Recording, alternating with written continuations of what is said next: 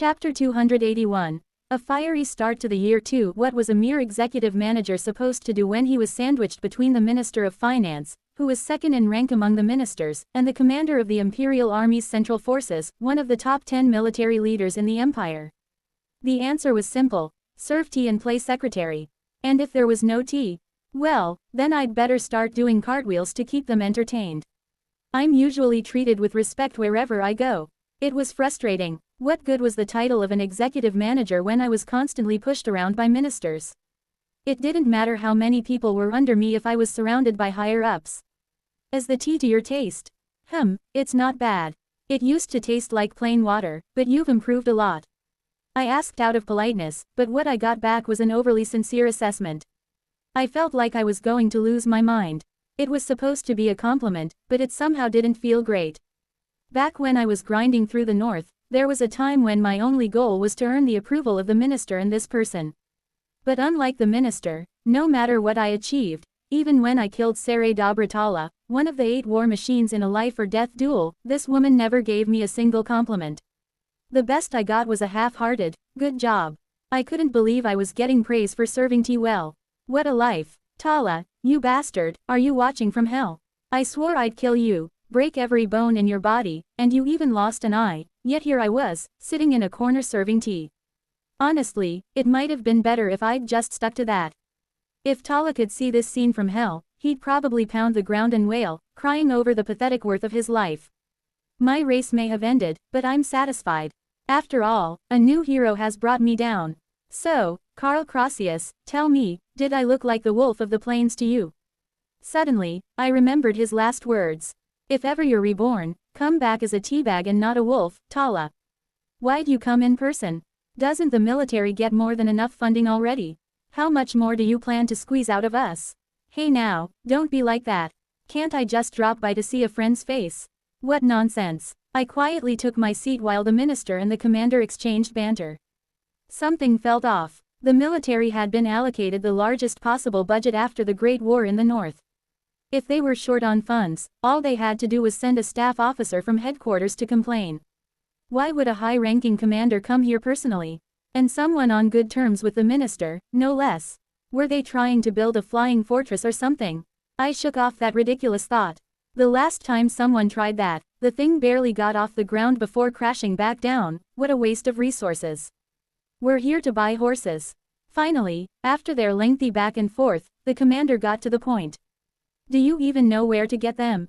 That's why I'm asking for more money. At that, the minister clicked his tongue, clearly resigned to the situation. If horses were the issue, then even the minister couldn't refuse. Horses, after all, were essential for developing cavalry. Conscription could always fix the shortage of soldiers, but there was no solution for horses. Besides, horses weren't like chickens or pigs that could be easily raised. Moreover, thanks to Kagan's devastating attacks during the Great War in the North, the Empire's cavalry forces took a severe hit. Even the Empire's allied northern tribes were nearly wiped out, cutting off a key supply route for horses. It would take years to restore that supply line, but we couldn't afford to put cavalry development on hold for that long. If money can fix this, it's worth it. Of course, horses were treated as strategic resources across the entire continent, with strict export controls. Selling horses to another country? That could easily get people branded a traitor.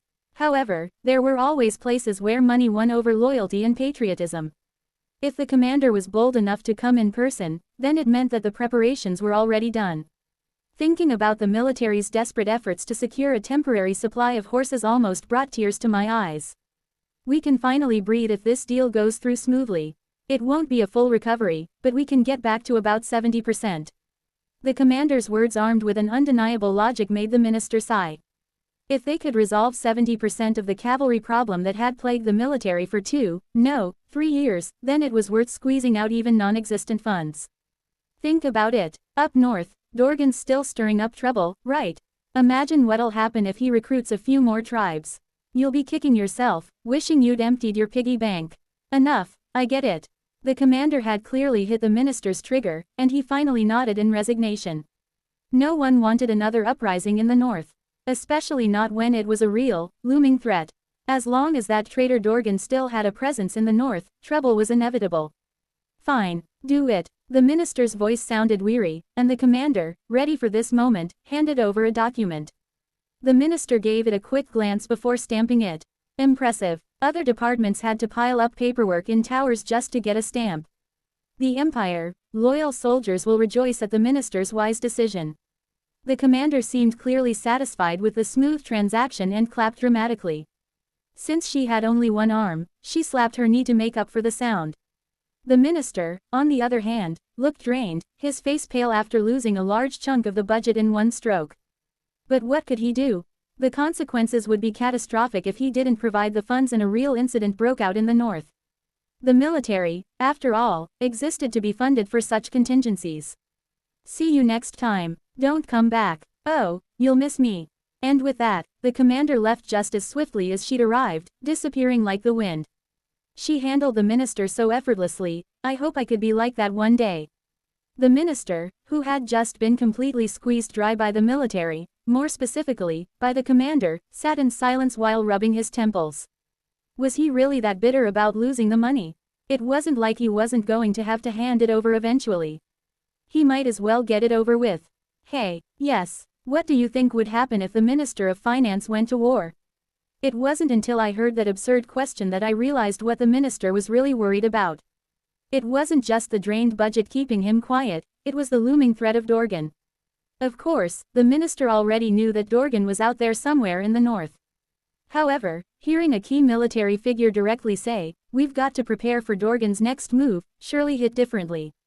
The vague threat he'd been pushing to the back of his mind was suddenly feeling all too real. Given the minister's previous run-ins with Kagan, it must have felt like the past was coming back to haunt him. Do you think that's possible? Still, my answer wasn't going to change. The minister of the finance ministry going to war? Yeah, right. Did this guy still think he was part of the prosecutor's office? Even if that traitor comes back to life, it won't happen. Damn it, you're right. The minister clicked his tongue and leaned back in his chair, letting out a heavy sigh. Yeah, there was no way the minister would be on the front lines even if Kagan himself crawled up from hell. The Empire, which was obsessed with its reputation, would never send its Minister of Finance into battle instead of the regular army or special forces. That would be like announcing to the world that the Empire was completely desperate. Besides, we've got His Grace the Invincible Duke and the Special Service Agency, don't we? In the worst-case scenario, there's always me. I cautiously opened my mouth to address the minister's strange concern. Sure, the Empire might be weaker than it was before the war, but the North wasn't any better off. Kagan was gone, and except for Dorgan, all of the 8 war machines were dead. Meanwhile, the Empire still had the Invincible Duke and the masked unit that succeeded the 4th Division. Even I was still active in the prosecutor's office. That's exactly why I'm more worried. What, seriously? Here I was, trying to comfort him, and that was what he'd say. Thanks to every department focusing on the Ministry of Finance, I finally had some breathing room. But thinking of this as one of the few breaks I'd get in the year wasn't exactly comforting. Maybe I should extend the deadline. For a brief moment, I considered using my authority as Crown Prince to extend the budget allocation period. The longer it took to allocate the funds, the more time I'd have to relax. But doing something like that would only cause more chaos, so I kept the idea to myself. I should just be content with the present. There was nothing dumber than reaching for more and losing what was already in my hands. Though it feels like I've already lost something. Eventually, I forced myself to face the reality I'd been trying to avoid. While every department had been gunning for the finance ministry, there was one petition that had come straight to me. The moment I saw it, I had a gut feeling that my brief rest was about to disappear. If I thought that losing what I had was foolish, then I guess I was already a fool, though, in my case, I wasn't even at fault. Some external factor had turned me into one. Rubbing my stiff neck, I took a closer look at the petition. It wasn't from just anyone, it was from the Tower Master of the Mage Tower. That's right, it was a petition sent directly by the Mage Duchess herself. What's this about? The Mage Duchess had never submitted a petition in all her time as the Master of the Tower. She usually handled matters herself, given her immense power. The fact that she'd gone straight to the imperial family for this was terrifying. What could possibly warrant such a request? Greetings to the noble descendant of the great Emperor Amonka from Beatrix Kotoban, ruler of the Duchy of Servette. I skimmed through the formalities and quickly moved on. The greetings were just protocol, what really mattered was the content. Immediately reassigning personnel back to their original duties after completing dispatched missions may be beneficial in the short term, but it could lead to a decline in morale over time. Therefore, I would like to hear Your Highness's opinion on granting leave proportional to the duration of their assignment. The moment I read the actual request, my mind froze. This was far less significant than I had imagined. Was this really from the Mage Duchess? Did I misread it? No, it was definitely from her. But why? To be fair, there wasn't anything strange about the content itself. The mages of the Mage Tower were regularly dispatched throughout the Empire. So as the one managing them, the Mage Duchess might have noticed a problem I wasn't aware of. Suggesting leave as a solution made sense. But why was she bringing it to me? The issue wasn't the request itself but the fact that it needed to be submitted as a petition at all. The Mage Duchess had full authority to grant her mages leave without any need for imperial approval. And once the imperial family accepted a petition, it turned into a policy that applied to the entire empire and not just one department or organization. The entire empire. My brain, which had been stuck, suddenly started working again. If the point of the petition was to establish a policy that applied to the entire empire, then this odd request started to make sense. Who would the Mage Duchess be most eager to grant leave to? Who would she be most desperate to give a break to? It was all too obvious. Anyone with eyes and ears would know. Ha! I let out a dry laugh. Was the executive manager already complaining to his future wife? No, that couldn't be it. There was no way he would drop his pride to that extent. Or would he? The fact that I couldn't be sure irritated me. The executive manager, with the reputation he'd built, was both infuriating and terrifying. Chapter 282. A fiery start to the year 3. The number of raiders storming into the minister's office kept increasing as the days went by. Civil servants who would normally display at least a semblance of decorum and politeness now seemed to have regressed into an age of savagery and violence. They could have passed for Vikings fresh off a raid if they'd been wielding swords instead of documents. It was a bit terrifying. Was this the sad fate of civil servants driven mad by budgets? This wasn't just a dark evolution, this was a full-blown dark revolution. How many more are left? The minister quietly spoke up as soon as the latest raider from the Ministry of Territory left. It was a despairing question. How many more of these mad waves did he have to endure? We still have the Ministry of Foreign Affairs, the Ministry of Internal Affairs, the Special Service Agency, and the Ministry of Education left. Only the big ones, huh? The minister murmured with a hint of dizziness, and I couldn't help but chuckle. It was true, only the most difficult departments remained. The Ministry of Foreign Affairs was responsible for dominating the continent's diplomacy as the representative of the sole empire, while the Ministry of Internal Affairs was responsible for managing the nation's internal affairs. Meanwhile, the Special Service Agency was practically a cheat code in its own right, and the Ministry of Education was tasked with cultivating the empire's future talents. Each one was a money-sucking machine, staffed by specialists well-versed in squeezing out every last coin. For a minister who'd only held this post for a few years, it must have been overwhelming to deal with them all.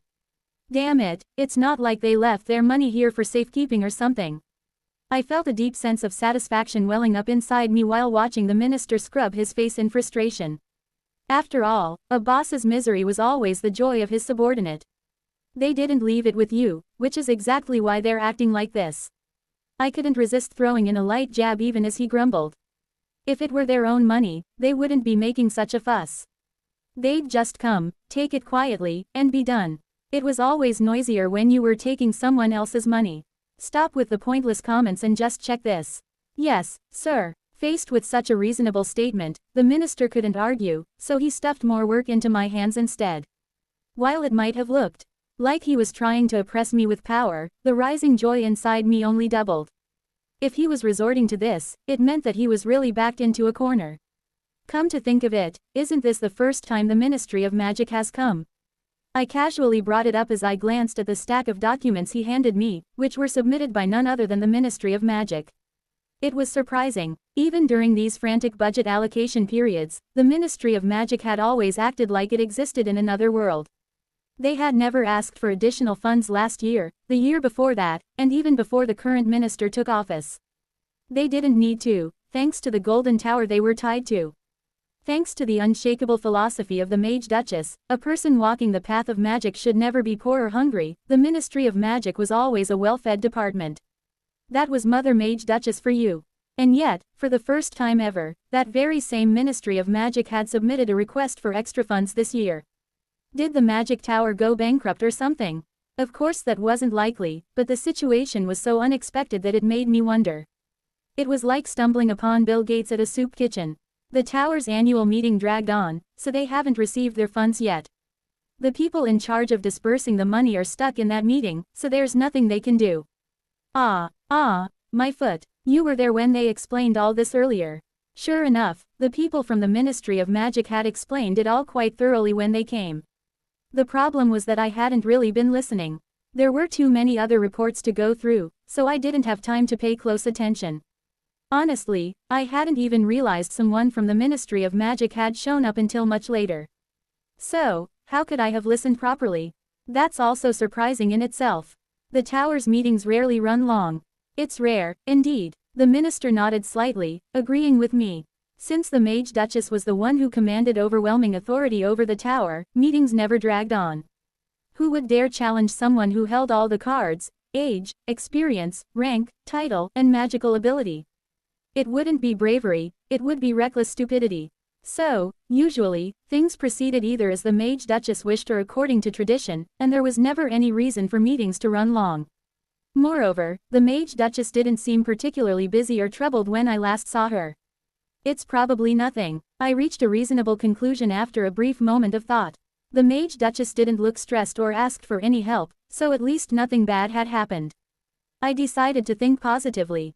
Maybe the mages were just getting overly enthusiastic about creating some new magical device. If something serious had occurred, the magic tower would already be exploding with magic by now. The Vice Master of the Magic Tower.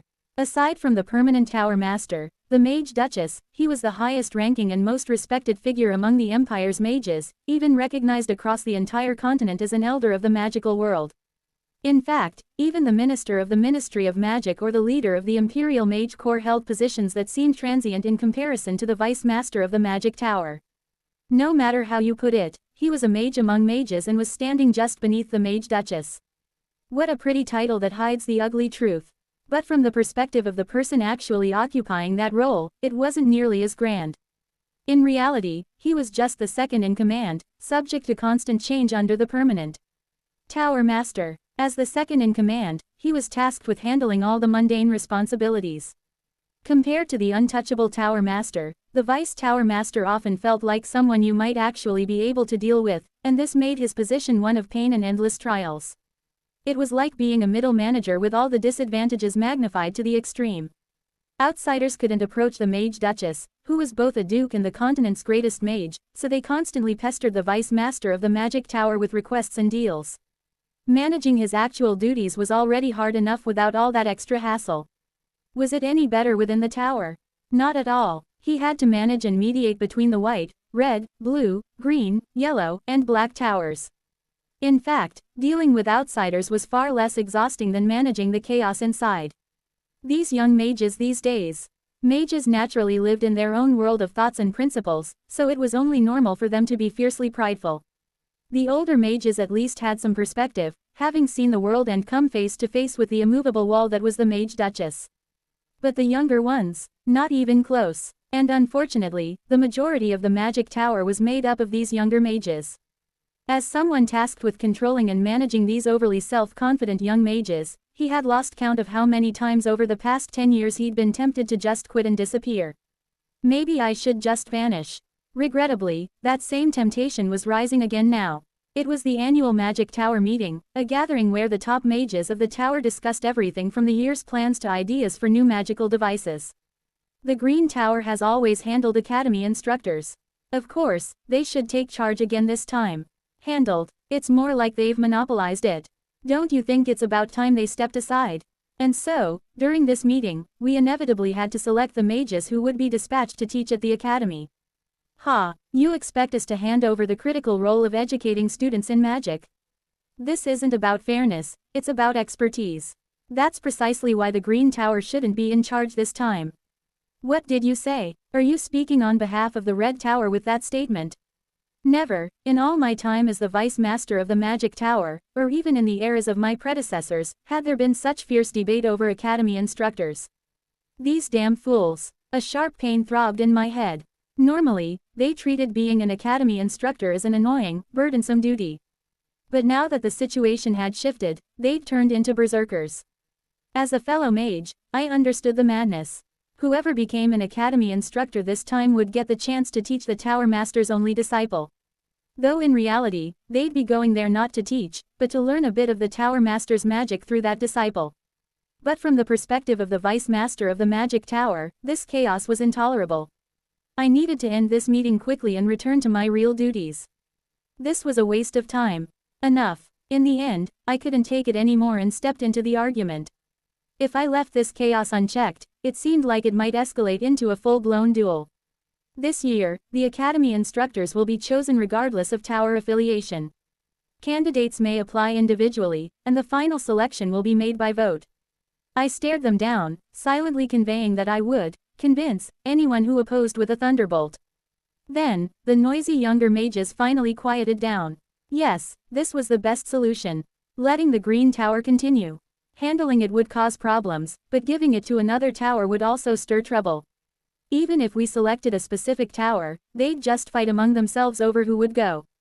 Voting would take longer, but at least it would seem fair. Candidates are limited to those present at this meeting. Vice Master of the Magic Tower, that limits the opportunities for mages who couldn't attend the meeting. I quietly raised my staff. We can't send people too busy to even attend a meeting, can we? Then, I lowered it again. Let's move this along. If you want to be an instructor, raise your hand. The vote will be completely anonymous, so don't worry. With a few sighs, the process of selecting candidates finally began. Attendees glanced at each other before slowly raising their hands. About a third of the room volunteered, which was quite a lot. If only they showed this much enthusiasm in their usual work. As I scanned the room to check the faces of the candidates, I withdraw. There was an unexpected turn. One candidate suddenly withdrew. I thought that maybe they'd just remembered some other work they had to do and shrugged it off. I withdraw as well. Yes, same here. I think this responsibility is too much for me. It wasn't just a few withdrawals, all the candidates dropped out. What in the world? Why were they doing this after all that noise they made earlier? But something felt strange. The ones who withdrew, and even the attendees who hadn't applied, were all staring behind me.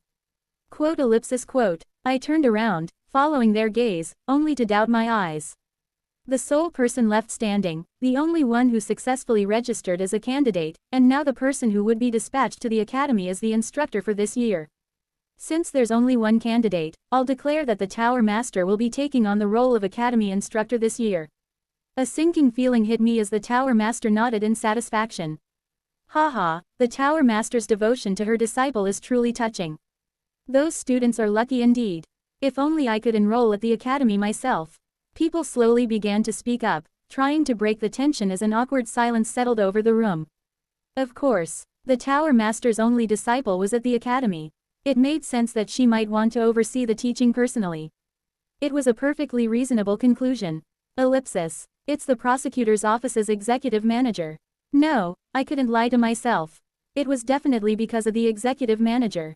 Chapter 283. A fiery start to the year 4. After several grueling days of working closely with the minister, the ordeal finally came to an end. It was brutal. The departments had to prepare documents so meticulously that our eyes burned, just to avoid any mistake. The minister, meanwhile, nitpicked at everything, rejecting any tiny flaw. To make matters worse, the departments that had their documents rejected would turn around and submit new ones within 3 hours. It was completely insane. Well, I'm heading out. The minister didn't even say a word at my declaration of escape. He just leaned back in his chair and waved a limp hand in my direction. That gesture wasn't just a simple wave, it was practically a silent order to get out and not make any noise. It was almost comical to see my boss so close to collapse, but I couldn't bring myself to laugh. I knew I wasn't in much better shape. The final boss at the very end. I shuddered. Having the strongest enemy appear at the last moment was more than a cliché, it was practically a universal law. However, this was overkill. Just an hour ago, I had been holding my ground in the minister's office when the real villain arrived, the one who crushed both the minister's and my mental and emotional state in real time. The very thought of it nearly brought tears to my eyes. Minister of Finance. Minister of Welfare, what's going on? I've already approved your additional budget. Sorry, but I need more, so I came in person. The welfare minister, barging in unannounced, boldly declared that he wanted even more money. The finance minister, already dazed from this onslaught, didn't stand a chance. Is there even a precedent for getting an additional budget twice? Additional budgets are meant to be applied for within the set period. There's no limit to the number of times. Technically, he wasn't wrong. It was just that no one had ever dared to ask for extra funding twice in such a short span. And I had the privilege of witnessing the birth of a new kind of legend. The children orphaned by the Great War are now reaching adulthood. We need separate funding to help them transition into society. Didn't we already increase the support for orphans? Orphans and young adults seeking jobs are different. These kids aren't just staying in orphanages, they're scattering across the empire looking for work. When the trump card of orphans was played, I wisely kept my mouth shut. The minister, knowing little about welfare, didn't have much to say either. Even if he knew more, he wouldn't have stood a chance.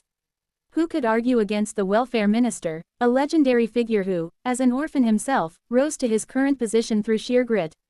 Who could look someone like that in the eye and ask, is that really necessary? I certainly couldn't. No human could pull that off. And as flawed as our minister was, he was still human. So, inevitably, he caved and approved the second round of additional funding. At least that was the end of it. No other departments came knocking afterward. Or should I say, thankfully. As much as civil servants endured endless struggles, it wasn't all pain and suffering. Executive manager, it's the senior manager. Oh, come in. I steadied my racing heart as I heard the senior manager's voice outside the door. Today was a good day. Maybe this was my reward for enduring the old-timers in the administration alongside the minister. This time, I got to deal with fresh recruits. The newbies. The thought made my heart race again. Newbies were untainted and pure. What a beautiful thought. Just talking about them made me happy, and the idea of meeting them in person filled me with even more excitement. Today was the day the new civil servants finished their mandatory training and reported to their departments for the first time. As the executive manager of the prosecutor's office, I get to welcome and encourage the new members. Honestly, today felt more like my birthday than my actual birthday. As if sensing my excitement, the door quickly swung open as soon as I said, "Come in," and about a dozen people flooded into the room. There's quite a lot. I was satisfied. The Ministry of Finance was considered an elite department within the administration. Many wanted to join, but few actually made it in. To have over 10 new recruits just for the prosecutor's office was a historic intake. They've made it. I couldn't help but smile as I recognized some familiar faces in the group. Some of the student council members I had my eye on since last year had joined the prosecutor's office. While the representative of the disciplinary committee, who was more suited for the military, was nowhere to be seen, nearly the entire crew had made it here. Thank you for trusting me. I promise you a lifetime of job security. Heck, I'll even make sure your kids inherit your position if you want. This is a big group. The team managers will be thrilled. I rose from my seat to properly welcome the new recruits. Seeing them nervously shuffle around, I couldn't just stay seated. Besides, it was rare to have anyone younger than me in the prosecutor's office. But with this new influx, I was sure the average age had just dropped significantly. They've been evenly assigned to each division. And to the senior manager's office, too. Yes. The senior manager's confident response made me chuckle. He had every right to be pleased. The senior manager's office handled about 90% of the prosecutor's office's paperwork, and the workload there was no joke. With this many new recruits, he probably felt like doing backflips out of sheer joy. Welcome to the prosecutor's office. We may not see each other often, but I hope we'll cross paths more in the future. Yes, we'll do our best. Leaving the happy senior manager to his excitement, I extended my hand to the closest recruit. He quickly clasped it with both hands and bowed deeply at the waist, his greeting booming with enthusiasm. Ah, that was the best thing about newbies. They respected their superiors without a hint of arrogance. This was what the proper relationship between a boss and his subordinates should look like. If only the managers could learn even half of their humility. At last, I've arrived. I've reached the promised land I've dreamed of for so long. So this is the prosecutor's office. When I finished the mandatory training for new civil servants and finally stepped into the Ministry of Finance building, specifically into the prosecutor's office, I was overcome with an indescribable feeling. It felt like a miracle. I was just the ordinary child of a minor baron, with no connections or special backing. Yet here I was, in the heart of one of the most powerful departments in the government. I would have been happy just to enter the government, but this. How could I not be overjoyed? Even my friend Siri, standing beside me, looked stunned by the situation. I felt like tears might flow if I closed my eyes. Sure, I had imagined this ever since I received the recommendation letter from the executive manager, but hoping and actually experiencing it were two very different things. My lifelong benefactor. That was why the executive manager was more than just a superior to me. He was the one who granted me an opportunity that changed the course of my life, which would have otherwise ended as just another average noble in the empire.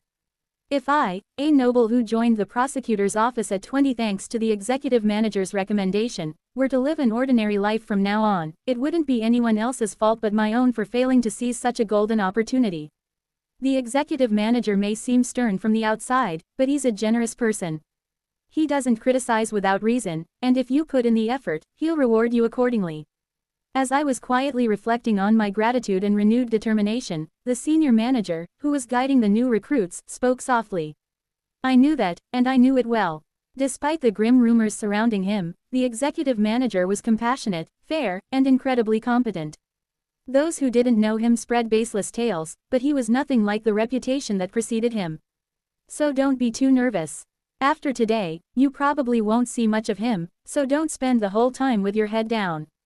We all nodded at those words, myself included. Right, there was no need to be nervous. It wasn't like this was the first time I was meeting the executive manager, after all. Actually, it was the first time I was meeting him as the executive manager of the prosecutor's office and not as an academy. Inspector, this is a big group. The team managers will be thrilled. When I saw the executive manager rise from his seat and approach us, my legs trembled. My mind kept telling me that I knew him well, but my body ignored that and tensed up. How strange. Does just changing the setting make everything feel this different? Welcome to the prosecutor's office. We may not see each other often, but I hope we'll cross paths more in the future. His gentle tone helped ease my nerves little by little. No matter how much the environment changed, the person didn't. The compassionate man I knew hadn't transformed into someone else overnight. In the future, that simple phrase struck a chord in my heart. To see the executive manager regularly would mean rising to a high rank. In other words, he was subtly encouraging us to aim for leadership positions. I must rise to the challenge and repay that encouragement. I will, without fail, become a senior officer and stand by his side. As someone who received his recommendation, I couldn't let anyone question his judgment. I owed it to him to prove that his trust wasn't misplaced. Thus, the only way to repay such a profound kindness was to succeed. It's different from the academy. This time, you're the junior. Work hard. Yes, I will do my best. I clasped his hand tightly and bowed deeply. One day, I'll stand proudly beside him. After the initial introductions, I went on to shake hands with each of the new recruits, offering words of encouragement. I was happy to see familiar faces like Damien among them, but I kept my interactions short to avoid any unwanted attention. It could complicate things for everyone if rumors spread that the executive manager was close with the juniors. One day, these guys will be team managers. I nearly winced at the thought of that dreadful future. Couldn't they just stay as team members forever? The idea would probably make the new recruits foam at the mouth, but I was being honest. At least the team managers were still somewhat normal, but something happened to the managers. They seemed to lose all sense of reason when they got promoted. Please, just stay as your pure, untainted selves. Chapter 284. Crushed by an unspoken catastrophe. The bomb went off without warning. Calling it a bomb might not at all be accurate, but one thing was for sure, it came out of nowhere. Starting March 1378, a new welfare policy will be implemented for dispatched workers. The system will begin as a pilot program in the Ministry of the Imperial Household, Ministry of Finance, and Ministry of Foreign Affairs, with the goal of expanding it to all departments and ministries by June 1380. While I was debating what gift would be suitable for the Mage Duchess's upcoming birthday, an unexpected notice was broadcasted through the communication crystals from the Ministry of the Imperial Household. Given that the ministry was essentially the emperor's mouthpiece, this was effectively a decree from the imperial family, or more specifically, from the crown prince himself. What's this about? The problem was how abrupt and inexplicable the order seemed. Welfare for dispatched workers, starting with the ministries of the imperial household, finance, and foreign affairs. Well, it was labeled as a welfare policy, so that couldn't be a bad thing. And since the finance ministry was included, that meant I was covered as well. If I had to choose, I'd say it was good news. But why? The real issue was that I couldn't figure out the intent behind it. The guiding principle of the Kephalophan Empire was that the country and its people prospered only when its civil servants were worked to the bone. This had been the unshakable belief since the time of the first emperor, Amanka the Great. Even the current emperor and crown prince seemed to believe that they were the reincarnations of Amanka as they ground themselves down like cogs in the machine of the empire. And now, you're telling me that this imperial family was establishing a welfare system that gave its underlings a breather. Voluntarily too, without anyone begging or petitioning for it. With no strings attached. Yeah, right, there was no way that was true. The imperial family was a group that never made a deal where they lost. Even when they granted something, they always took something in return. They were ruthless like that. On the flip side, they never demanded labor without proper compensation, but their meticulousness only made me more suspicious. The imperial family I'd seen and dealt with never did anything with pure intentions. Yes, there had to be something going on here, something I wasn't seeing. 2 days of leave will be granted for every 3 weeks of dispatch.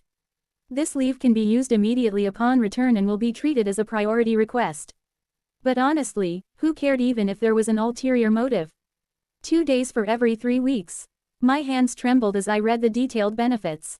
If this applied to my dispatch at the academy, then I'd get over 10 days of vacation in a single semester. Wow, 10 days. And it was a guaranteed priority leave, so there was no need to worry about it being delayed. This was incredible. My past experiences may have warned me about hidden traps in too good to be true offers, but who cared? If this was poison, then I might as well make the most of it. All I had to do was to keep my mouth shut, and I'd be guaranteed 10 days of leave every semester. From the second semester of my second year to the second semester of my third year, that was at least 40 days of vacation. Not bad. It was so good that I might even skip my usual prayer for the crown prince's longevity for today, at least. In the end, I accepted the Mage Duchess's request. As embarrassing as it felt to handle something so trivial under the name of the imperial family, I realized that it wasn't worth straining our relationship over something small. Yeah, I should think of it positively. It would be beneficial in the long run if this policy boosted the morale of the civil servants. Overworking talented individuals meant that they wouldn't last long. Even the prosecutor's office's executive manager needed to be well-oiled if he was going to last. Besides, what other situation would call for the executive manager to be dispatched, aside from this academy incident? 2 years. If I could endure for just 2 years, this system would pay off. I could live with that. A well-loved husband, indeed. I massaged the back of my neck and let out a soft chuckle. The Mage Duchess, who even the Emperor could not easily deal with, was a recluse who spent all her time in the magic tower, indifferent to political power and personal connections. But the moment she fell in love, she began moving decisively, willing to do anything no matter how strange for the one she loved. It was clear that the executive manager was truly loved and cherished. At the same time, I couldn't help but worry. Despite the Mage Duchess being of mixed blood, she still carried the longevity of her lineage. Inevitably, the prosecutor's office's executive manager would pass away first. When the previous Duke Servet died, the Mage Duchess's mother followed him soon after. I couldn't help but worry that this deep love may one day turn into a source of great sorrow. That's not acceptable. The Mage Duchess had supported the empire for 100 years and was expected to continue doing so for hundreds more. While we couldn't stop her from eventually returning to the arms of Enon when her time came, an untimely death due to illness was unacceptable. So, ensuring the executive manager lived a long life by supplying him with all sorts of potions was essential for the empire's stability. I don't expect him to live as long as the Mage Duchess, but it would be enough if he could reach 150 years. Actually, the Mage Duchess likely already knew what I was worrying about. She was probably working on something as we speak. In that case, why stop at 150? Why not aim for 300 years? 300 years, huh? A smile crept across my face. The empire was 300 years old, and now the executive manager would ensure its stability for another 300 years. Wasn't that an amusing, no, wonderful thought? The empire's future would be incredibly bright if my son, grandson, great-grandson, and even great-great-grandson could benefit from the executive manager's loyalty. It might sound like a far-fetched dream, but still. 300 years. It feels like it might actually happen. After all, the Mage Duchess's love was heavy enough to turn a wild fantasy into reality. Your Majesty, this is. It's just as the Crown Prince has stated. The Emperor had summoned me urgently, and he handed me a document as soon as I arrived in his office. However, the content of the document didn't seem worth the paper it was printed on. The Mage Duchess is going to the academy. Although he spoke in a calm voice, his expression and posture revealed confusion and unease. It was rare to see the Emperor display such emotion. But I understood. Anyone would feel the same after reading this document. The academy. What in the world did this mean? The Mage Duchess was going to the academy. If I weren't in front of the Emperor, I'd have grabbed my head in disbelief and collapsed. I knew that the Magic Tower sent a mage to the academy every year to teach the students. The whole program started at the imperial family's request, so how could I not know? Having top-notch mages from the tower educate the future leaders of the empire was a blessing for both the empire and the imperial family. However, this was different. The imperial family wanted teachers to guide the future, not a monster who would intimidate and terrify the students. It was no different sending someone higher ranking than the academy's principal to serve as an instructor. The Mage Duchess seems quite attached to the idea of mentoring. We'll likely see an extraordinary mage emerge within the next 10 years. I kept my mouth shut, unable to respond as the Emperor continued in a low voice. A disciple, I couldn't agree. No matter how much I thought about it, the Mage Duchess going to the academy had nothing to do with mentorship. It had to be for another reason, perhaps something related to the heir of the Crossius family, or the executive manager, or even the academy's inspector. Also, if the Mage Duchess stays at the academy, it will be an unparalleled experience for the foreign students. As the host, this is a delightful development. Yes, it is. All I could do was bow my head in agreement. If the Emperor believed so, then it must be right. With the document already on the Emperor's desk, the Mage Duchess's dispatch was essentially confirmed. The imperial family could intervene, but interfering with what the Mage Duchess wanted would only create friction between the imperial family and a key ally. This wasn't something we could block, it was just something we didn't fully understand. On top of that, it seemed like the Emperor intended to use this opportunity to apply more pressure on the neighboring three kingdoms. If the executive manager and the Mage Duchess both remained at the academy, the burden on those countries would be immense. Regardless of the reasons their nobles enrolled, none of them would be able to move lightly now. The Mage Duchess's decision to go to the academy was purely for the sake of teaching. No matter the pretense, it was only natural for a mentor to act for the benefit of their students. Even if the three neighboring kingdoms protested, it would be easy enough to deflect their concerns. That's probably how he sees it. I felt conflicted. The Emperor, faced with a situation beyond comprehension, was trying hard to think positively and focus on the benefits and happier possibilities. He was intentionally ignoring the ripple effects that the Mage Duchess's actions would cause, the political turmoil, the diplomatic issues, and only talked about the advantages and opportunities that might arise. Because if he didn't, he probably wouldn't be able to maintain his composure. Is this really something one person should have to deal with? When I think about it, the Emperor's reign had been more turbulent than anyone else's. From the moment he ascended to the throne, he carried the label of being the Empire's first non-direct line emperor. How could his reign not be full of challenges? The empire he inherited was riddled with corruption, famine, and the growing influence of the church. One of the dukes, the Gold Duke, had taken 12 wives to extend his power through his in-laws, and skirmishes with neighboring kingdoms were frequent along the borders. The Emperor had to drag the empire back onto a stable course, only for the Great War to erupt, followed by a prolonged succession dispute. It's horrifying. After facing so many consecutive crises, you'd think things would settle down. Yet, the executive manager had become the center of the storm lately, causing all kinds of chaos. It was understandable that the Emperor's mental strength would be worn thin. The Mage Duchess's long absence is unprecedented. Be prepared, Crown Prince. Yes, Your Majesty. What a shame. My ears are ringing. Take me with you. I want to go too. I'd love to ignore it, but the way she was flailing so desperately made it impossible to turn away. It's unfair that 4 of them get to go to the academy. You're leaving me and Penelia behind. And her argument had a point, which made it even harder to brush off. It's so unfair. It's really unfair. I didn't know, either. Just because you didn't know doesn't mean it didn't happen. She's right. Her surprisingly logical argument shut me up again. Why does she always make so much sense at times like this? If Beatrix gets to go to the academy, then Penelia and I should go too. I couldn't help but be touched by her consideration for Penelia, the fourth manager. It showed that they really were close friends. Ellipsis. Damn it. I felt dizzy. The fact that the Mage Duchess was going to the academy as a guest lecturer. That was something I never could have imagined. Chapter 285. Crushed by an unspoken catastrophe too. I felt bad for the first manager, who was protesting like she was deeply hurt, but throwing a tantrum in front of me wouldn't change anything. I didn't even know that the Mage Duchess was going to the academy. Actually, how did she even know something I didn't? Was she in touch with the Mage Duchess? Unnie bragged about it earlier. She said the deployment got the final approval and that she's going to the academy. So they were keeping in touch. What impressive social skills. The first manager's complaints were valid, but they were aimed at the wrong person. If she felt so wronged, then wouldn't it be more effective to throw a tantrum at the Mage Duchess and beg her to be taken along instead of crying to me? Not that it would be a good idea to actually do that, though. There's nothing I can do about it. You don't have a valid reason to go to the academy. I spoke, trying to calm down the increasingly upset first manager. It would be embarrassing for everyone involved if someone else walked in right now. But the first manager, already lying on the ground throwing a fit, wasn't interested in that. She glared at me with teary eyes like she wouldn't get up until I gave her the answer they wanted.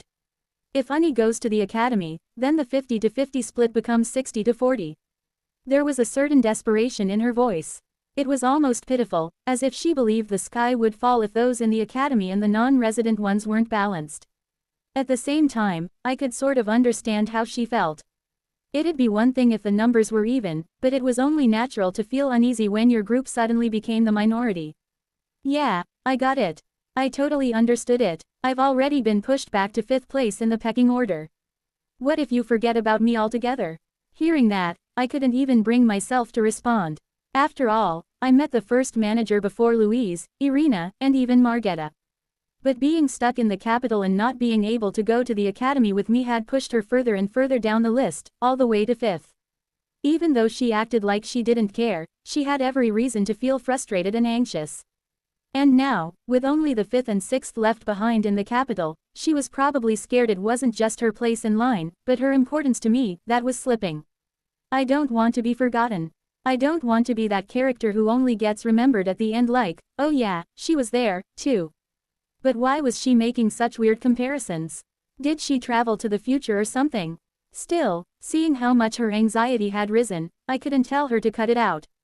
No matter how anxious she was, it wasn't something she could really share with others, and the fourth manager, her only ally, wasn't the type to get worked up about things like this. So, she must have been stewing in her own frustration. Maybe she wasn't even looking for a solution, maybe she just needed to vent. And since the first manager had already shown her vulnerable side to me before, now she had no qualms about crying her eyes out and genuinely flailing about. Maybe she figured she had nothing to lose by crying again. It was bold for sure, but this was going in the wrong direction. I'll contact you every day from the academy. But we can't hold hands or hug through the communication crystal. Well, that was true. Maybe I could ask the Mage Duchess to teleport me back on weekends. Then it'll just be the 3 of us going on dates. That was also true. What should I do? I was losing my mind. There really was no good answer here. Should I take the first manager to the academy? No matter how I looked at it, there was no reason to justify that. And if the first manager went, that would leave the fourth manager all alone. That would be way too harsh on her. Should I ask the Mage Duchess to give up the academy deployment? But if I did that, wouldn't I just end up seeing the Mage Duchess in tears instead? Besides, from what the first manager said, the whole point of the deployment was to look after her one and only disciple, Louise. I had no grounds to intervene in that. And it had already gotten the final approval from the Emperor, so it wasn't like I could stop it. I'll spend as much time with you as I can before the semester starts. Okay, ? I'm really disappointed, but I'll bear with it if you stay with me during the vacation. The first manager, who had been flailing around like she was trying to mop the floor with her clothes, casually stood up as if she hadn't been sobbing just moments ago before approaching me and sitting on my lap like nothing had happened. Since you're going to be apart from your cute lover, you need to be extra nice to me right now. Alright, it was only then that I realized that she had planned this whole thing from the start. No, the emotional outburst wasn't entirely an act. But she knew she couldn't change the situation, so she played on my guilt to at least get what she wanted instead. I really need to graduate soon. I stifled a sigh that was threatening to escape and gently patted her head. Her little scheme had been highly effective, mainly because I did feel guilty. Not that this situation was making me happy, either. If I were apart from all of my partners, it'd be one thing, but staying with some while being separated from others felt like favoritism. We could have figured something out if the first manager and the fourth manager were civilians, but there was no way around it since they were both civil servants. So what choice did I have? I'd just have to bear with the complaints and frustrations of the ones left behind for the next 2 years. I need to meet with the fourth manager as well. Yes, I should see the fourth manager soon. Unlike the first manager, who was always here in the capital, the fourth manager could be deployed on an assignment at any time. After soothing the first manager with some heartfelt head pats and narrowly escaping with my dignity intact, I went to find the Mage Duchess, the one responsible for this mess. Honestly, indiscriminately dropping bombs like that was just too much. What happened? I didn't know about any of this. Well, you see, do I really have to hear about Beatrix through someone else? I'm really hurt. I went on the emotional offensive as soon as I stormed into the tower, and the Mage Duchess was so flustered that she couldn't even respond. She probably had plenty of logical explanations prepared, something about needing to look after Louise, for the development of the Empire's magic system, or the magic tower being understaffed. There were plenty of reasons she could throw at me. But what she probably didn't anticipate was me appealing to her emotions, especially not by throwing back her own words at her. The thing that hurt the most was hearing about your news through the information department's executive manager. Can you understand that? Last year, before I even knew that the Mage Duchess had feelings for me, she had said something similar out of disappointment. But from my perspective then, her words had felt more like a heavy warning, one that had stuck with me ever since. I never expected to use it like this, though. You could have at least given me a heads up that you were coming. Were you afraid I'd oppose it? That hit the mark. If the Mage Duchess had consulted me, I would have found a way to oppose it. But the decision was already made, and I couldn't undo the Mage Duchess's deployment to the academy. So, the best I could do was show enough disappointment to prevent any more sudden surprises. What was done, but I didn't want any more decisions to be made without my knowledge. It might make me seem like a manipulative jerk, but this was the Mage Duchess we were talking about. When a lion stretched its limbs, the nearby rabbits would jump in fear. The Mage Duchess, who had ruled for over a century, could easily throw those around her into chaos. As her future husband, at least, it was my job to prevent that. I'm sorry, baby, I should have discussed it with you first. Thankfully, the Mage Duchess seemed to understand my feelings and, looking a bit down, apologized sincerely. I wasn't sure if she was apologizing because she knew I would have opposed it, or if it was just because she was planning a surprise and it backfired. Either way, it was a decent resolution. An apology and a promise not to let it happen again was all I really needed. Let's promise to be open with each other from now on. If something comes up, I'll talk to you right away too. I responded with a gentle expression, but I couldn't help but notice the slight flinch from the Mage Duchess. It was just for a moment, but it was definitely there. Wait, what? Did she do something else behind my back? Beatrix, I did keep it a secret, but it's something that'll make you happy. What followed was indeed something I'd be happy about. The Mage Duchess had been debating what to get me for my birthday and, on Eric's suggestion, decided to request a leave of absence as a gift. Thinking it was a good idea, the Mage Duchess formally petitioned the Imperial Council, but to avoid making it obvious, she included the entire Imperial Civil Service rather than just the prosecutor's office. It was meant to be a surprise, so she hadn't said a word about it. Wait, this is actually for real. I was stunned. They said it was a free vacation, and of course, I assumed there'd be a catch. But instead of a poison chalice, it turned out to be a goblet of fine wine. I had no idea the Mage Duchess had been working behind the scenes like this. Was it too much? No, I quickly shook my head at the Mage Duchess's cautious question. Too much? Absolutely not. Thank you. This is the best gift ever. I couldn't hold back my emotions and pulled the Mage Duchess into a tight hug. The Mage Duchess's sudden actions and the whole surprise visit to the academy. That was nonsense. The tower was wherever the Mage Duchess was, so technically, she was just reporting to her rightful workplace. How could I have been so clueless? At the same time, guilt washed over me. How could I have been so ungrateful? I'd complained about feeling hurt when she had been doing something so kind for me. I needed to reflect on my behavior. I'm glad you're happy. The Mage Duchess, momentarily surprised by my sudden embrace, eventually returned the hug and spoke softly. And again, I was overcome with guilt. I took a deep breath as I opened the door. There was no point in fretting over something unavoidable.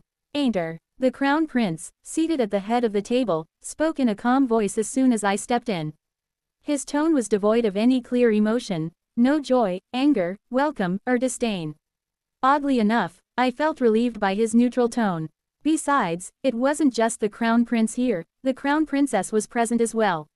If this was a meeting to punish me, she wouldn't be here. Your Highness the Crown Prince. I greeted him while bowing deeply, and he gave a nod before gesturing for me to sit, as if saying, "You're here, so sit down already." It's been a while since the New Year's ball. Yes, Your Highness, it has. I quickly bowed my head again at the natural question that followed as soon as I sat down. It was true, I hadn't seen the Crown Prince since the New Year's ball. He had been busy with official duties, and I had been deliberately avoiding any public appearances. That made me even more nervous. Why would the Crown Prince call for me a whole month after the ceremony? What could it possibly be? It's unfortunate that we don't get more opportunities to talk as a family. What? Family? I froze at his unexpected words. Chapter 286. Crushed by an unspoken catastrophe. 3. Family. It was a simple word, yet also one that had no place in my life. To be more precise, it had always been more of a shackle, a brand that brought more pain than any sense of belonging. To me, family meant an emotionless, mechanical father, a mother who prioritized the Asyllan family over the Empire or even the Imperial family, and an older brother who, by virtue of being the firstborn, enjoyed privileges far beyond his actual abilities or character. Even if I tried, I couldn't feel any familial affection. I was too far removed from the line of succession to matter, and those who were supposed to be my family never cared for me. But everything changed when the power struggle centered around my older brother, the second prince, took an unexpected turn. The first prince, backed by the legendary Invincible Duke who had become a war hero by quelling the unrest in the north, rose to prominence. The second prince, who had nothing to his name but his status as the eldest son, fell from power, and the first prince, who had suffered under the second prince's faction, sought his revenge. Whose child are you, really? Are you also that cursed woman Selredin's son? As the purge loomed, my mother and brother reached out to me, trying to pull me into their sinking ship. I was beyond shocked. It was absurd. The battle was already lost. What could a mere third prince possibly do? Maybe I would have risked my life to help them if I had grown up loved. But to me, they were my family only in name. So they lashed out at me in anger, accusing me of being a concubine's child. If only that had been true, then perhaps I wouldn't have had to worry about being killed. Your decision to remain silent and not stand by the second prince was a wise one, Your Highness. Fortunately, turning my back on my so-called family and staying silent paid off. The executive manager, who led the purge on behalf of my half-brother, the new crown prince, came to me after dealing with my mother and brother. He spared my life on the condition that I stayed quiet. I was relieved to be alive, but at the same time, I felt a deep sorrow. The very family that barely acknowledged me had nearly cost me my life. I lived in constant fear, wondering when my half-brother might turn on me. For me, family had always been a heavy chain and an indelible scar. We're the only brothers left now. It feels strange, doesn't it? There's just the two of us, and yet we've been so distant. Until the Crown Prince said this out of the blue, that was exactly how I had felt. It felt strange. When I attended this year's New Year's ball and was officially reinstated as a member of the Imperial family, I thought that was the end of it. I assumed the Crown Prince had only acknowledged me to the extent that I no longer posed a threat to his position and to maintain the harmony of the Imperial family for the sake of the Empire. But being personally summoned for a private conversation was different. He could have easily treated me as just another prince, but he called me his brother. It was as though he truly saw me as family, as though he wanted to mend our strained relationship. Your Highness, you are the future emperor and the shining sun of the Empire. Knowing your devotion to the Empire, how could I possibly bring up brotherly affection and hold you back? My hair might have gone white, but the words of deference came as naturally as breathing. It was the instinct I had honed from a lifetime of watching my surroundings. Was this all a trap? Would treating him as a brother instead of the Crown Prince give him a reason to eliminate me? Don't speak like that. Even Emperor Amonka built this empire with the help of his brothers. If someone like him couldn't stand alone, then how could I possibly think to do so? The Crown Prince gently shook his head while speaking softly. His tone was so warm that it felt foreign. Had he always been capable of such kindness? Your Highness and young master, please have some tea as you talk. Thank you, Crown Princess. Thank you, Your Highness. Caught off guard, I fumbled for a response as the Crown Princess herself brought us tea. And not only that, she addressed me not as a prince, but as, young master, just as the Crown Prince had called me his brother. The series of unexpected events left my head spinning. Was this really happening, or was I dreaming? The Crown Princess has been skilled in the art of tea since her academy days. I'm sure you'll enjoy it. Yes, I'll drink it gratefully. The Crown Prince took a sip first, speaking quietly as he did. First, he took the first sip. Was he proving to me that there was no poison in it? How has life at the academy been? Thanks to His Majesty's grace and the Empire's influence, I was able to enjoy my time there without any discomfort. That's a relief. It was an instinctive response to his sudden question. Yet, I felt like I was sitting on pins and needles the moment he brought up the academy. Of all topics, why was he bringing up the academy? Is this an interrogation? Cold sweat began to form. If he was going to question me about the academy, there was a lot to be concerned about. My friendships with foreign royalties, my interactions with the children of the border family's children, and even the fact that I unknowingly shared a club with the Mage Duchess's only disciple, any one of these could be enough to arouse suspicion. Apparently, the Mage Duchess is going to be a guest lecturer at the academy this year. It should be a valuable experience for you. Sorry, my mind went blank, and before I knew it, I had committed the grave sin of questioning the Crown Prince directly. But he didn't seem to mind my breach of etiquette and simply nodded. It seems that the Mage Duchess cares a great deal for her student. If Lady Louise is graduating this year, then it might be a once-in-a-lifetime opportunity. He calmly sipped his tea, as if it was nothing.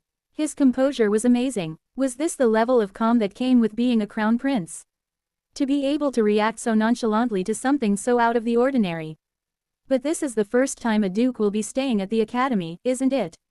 With foreign guests there as well, I worry that the Mage Duchess's presence might cause some discomfort. His words cleared my mind. The sudden mention of the academy, the Mage Duchess's visit, and the fact that foreign royalties were currently residing at the academy, he was concerned that some sort of disturbance might arise. When I put everything together, leaving aside the talk of brotherhood, the conclusion became obvious. The Crown Prince had restored my imperial status at the New Year's ball, and now he was reminding me of the responsibilities that came with it, to ensure that nothing went wrong at the academy. This is better. The tension that had gripped me quickly dissipated. This was much better than an inexplicable summons and vague conversation. At least, as the Crown Prince, he was issuing clear instructions to a member of the imperial family. This was a reasonable meeting and a logical conversation.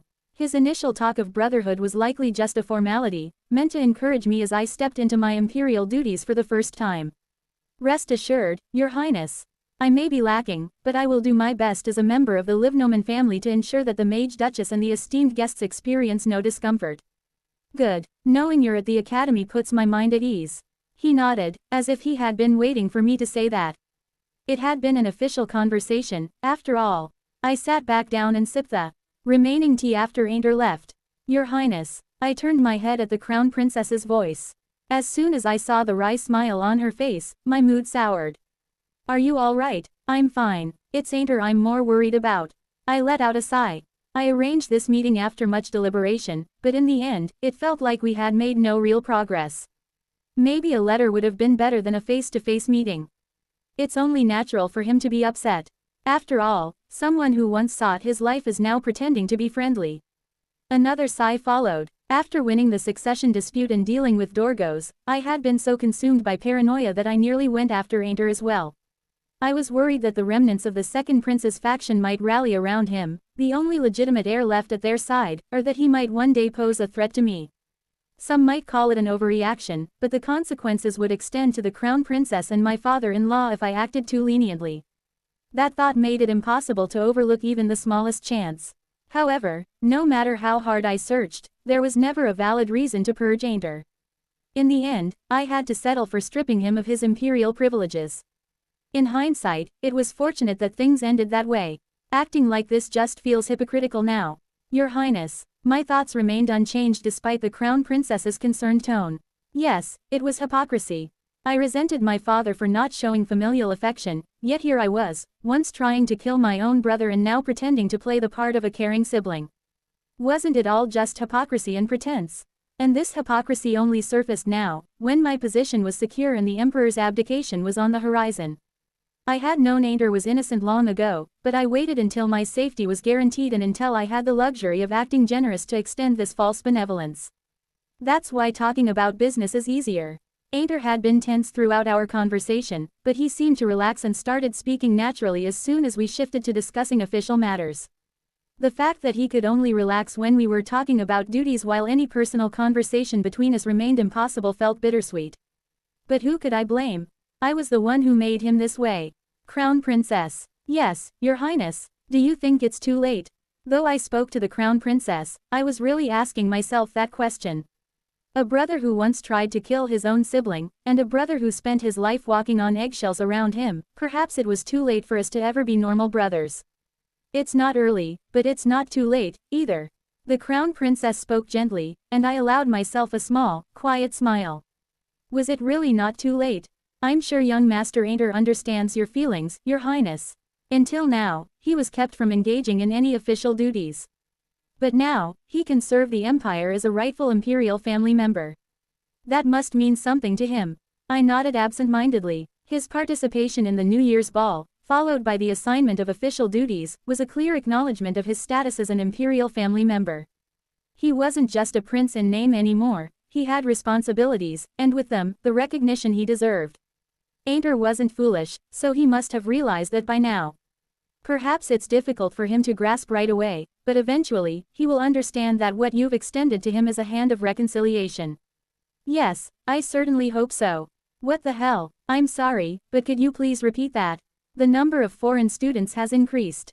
It's the largest intake in history. The Minister of Foreign Affairs' words made my head throb. Was it possible to clone students or something? Chapter 287. Crushed by an unspoken catastrophe, for it wasn't unusual for foreigners to enroll in the Imperial Academy. While their numbers were small compared to native students and no high-ranking foreign students had ever enrolled until 2 years ago, the academy was open to all. It was a place where blue bloods, commoners, Imperials, and foreigners coexisted. So, there was no real need to fuss about the increase in foreign students. If anything, it was an opportunity to showcase the Empire's exceptional education system and its open-minded nature. However, despite this supposedly positive development, the Minister of Foreign Affairs personally reached out to me, the Academy's official inspector, with some urgency. The highest number in history. It wasn't just the phrase that was unusual. Sure, technically, even one more student than the previous record would be enough to break it, but would that be enough for the minister to get involved? It's likely because of the high-profile individuals who enrolled last year. That's our guess, anyway. The Foreign Affairs Minister continued when I stayed silent. His tone, sympathetic as if trying to soften the blow, almost brought tears to my eyes. At the mention of these high-profile individuals, I instinctively bit my lip. Damn it, was it really because of them? I thought things had been quiet lately, but now this. Even if they're royalty far from the throne, royalty is still royalty. Being able to form connections with them is more valuable than which country the academy belongs to. This was a disaster waiting to happen from the moment they enrolled last year. It was a grim realization, but I couldn't argue with it. For royalty, attending a foreign academy might come with significant penalties, but for the nobility, it was a manageable risk. Sure, they'd be branded as nobles who went abroad for their education, but all they had to say was, I was a loyal retainer by our prince's side during his difficult time abroad, and that was more than enough. Honestly, it wasn't just a risk they could tolerate, it was an opportunity they couldn't afford to miss. They likely had solid connections in their own countries already, but it would open doors beyond their existing networks if they could establish ties with royalty while abroad. It makes sense. When I looked at it objectively, the situation was clear. This was a disaster waiting to happen. And, of course, there are a good number of students from the Holy Kingdom as well. With the next saint traveling abroad, it's natural that others would want to follow. I nodded weakly. That made it 3 different groups stirring up trouble now. But just as the minister said, it was only natural, so I wasn't particularly shocked. It would have been unsettling in its own way if the Holy Kingdom had remained quiet. But something felt off. If this disaster had been anticipated, wouldn't there have been some preparation? The Empire's civil servants might not enjoy their jobs, but they weren't entirely incompetent. Is there something more I should know? I was confused. This enrollment surge had been planned for a year, with both the Foreign Affairs and Education ministries involved. It was something I should be aware of as the Academy inspector, but did it really warrant direct involvement from a minister? The message might be important, but the messenger seemed a bit excessive. Thank you for informing me personally. I would have been completely caught off guard without this. I carefully tested the waters, wondering if there was something else that hadn't been said yet. The minister chuckled at my veiled question. Rumors travel fast among the mages. Ah, the Mage Duchess is someone every mage on the continent respects, after all. Ah, there was no need for further explanation. The Mage Duchess, the undisputed pinnacle of all mages across the continent, had a vast network beyond the Empire's borders.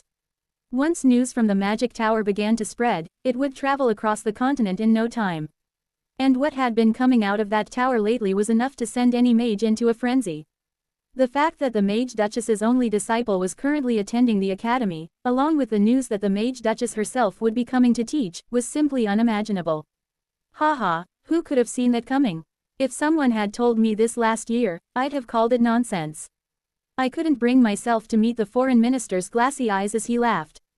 Of course, I knew that the Mage Duchess's visit to the academy would impact the magic community.